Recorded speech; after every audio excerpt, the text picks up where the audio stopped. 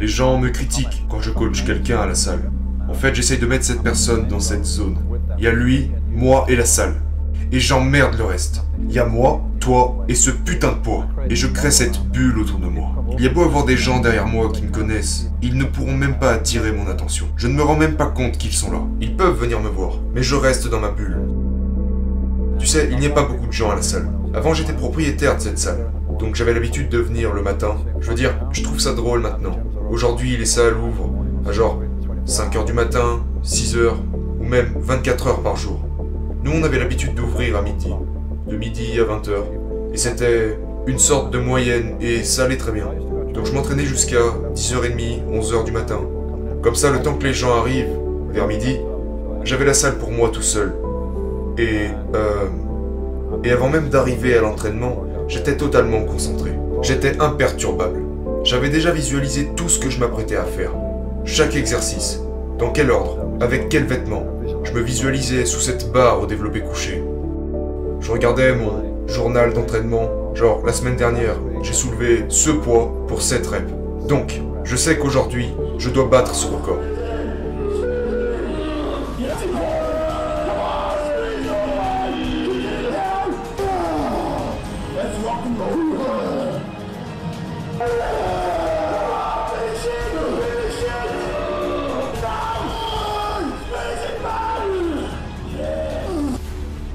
Je dois en faire 8. C'est l'objectif.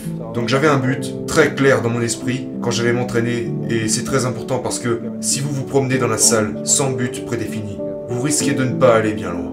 Et puis, j'avais cette énergie qui était presque comme de la violence. Tu vois?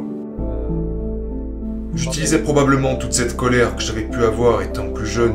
Et donc, je ne sais pas, mais au lieu de taper sur tout ce qui bougeait, sur les gens, sur ci, sur ça, et de créer des problèmes pour moi et pour les autres, tout était intériorisé. Et boum, dans toutes les séries, dans chaque répétition. Et entre chaque série, je me sentais genre presque comme un animal qui grognait. Mais c'était une agressivité contrôlée. Je ne cherchais pas à faire beaucoup de bruit. C'était plutôt une sorte de fournaise intérieure. Et je donnais juste tout ce que j'avais dans les entraînements. Et du coup, j'étais plutôt calme la plupart du temps. Genre, quand j'entrais chez moi, je ne voulais plus tuer quelqu'un ou me comporter comme pendant l'entraînement. Le truc avec la colère, c'est que c'était plutôt inconscient. À part ça, j'étais calme. Mais j'en avais besoin pour me concentrer et pour me donner de l'énergie. Et j'utilisais sûrement toutes ces émotions négatives, pas contre moi, mais plutôt pour évacuer. Et maintenant, je ne ressens plus tout ça. C'était devenu une sorte d'alchimie, de quand vous changez les choses négatives, les traumatismes, les malheurs. La plupart du temps, toutes ces choses sont ancrées en vous. Ce n'est pas à la surface que vous pouvez les reconnaître, c'est vraiment au plus profond de vous-même. Donc, avant d'aller à la salle, j'avais l'habitude de m'asseoir en lieu calme, dans ma maison, et je regardais mes archives d'entraînement, ce que j'avais pu faire, me rappeler à quel point c'était important pour moi. Tu sais, est-ce que c'est plus important qu'être temporairement dans l'inconfort, ou qu'être confronté à la peur de se retrouver sous autant de poids, ou peu importe? Oui, c'était immensément plus important. Donc j'affirmais tout ça à mon esprit, en plus de tout ce que j'allais faire une fois à l'entraînement. Une fois là-bas, je retrouvais mon partenaire d'entraînement. « Hey, quoi de neuf? On y va. Y a pas de... je me sens pas bien ou de... je suis pas sûr de vouloir m'entraîner. » Mais cette salle était devenue une partie de moi-même. Et il y avait cette atmosphère incroyable. À cause de tout ça. Je suis Mister Olympia. C'est ici que je m'entraîne. Si tu veux t'entraîner ici, paye tes frais, bienvenue chez moi.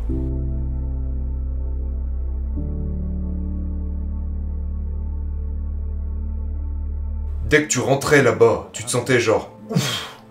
Tu sais, putain, on y va les gars. Je veux dire qu'il n'y avait rien d'autre à faire là-bas.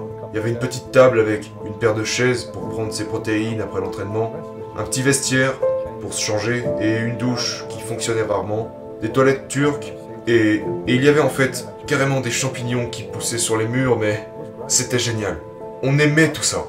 On voulait pas que ça brille ou que... Tu sais, c'était juste du travail et de la sueur. On veut pas de luxe, Genre, c'est pas un putain de salon cosmétique. On est là pour s'entraîner, mon gars.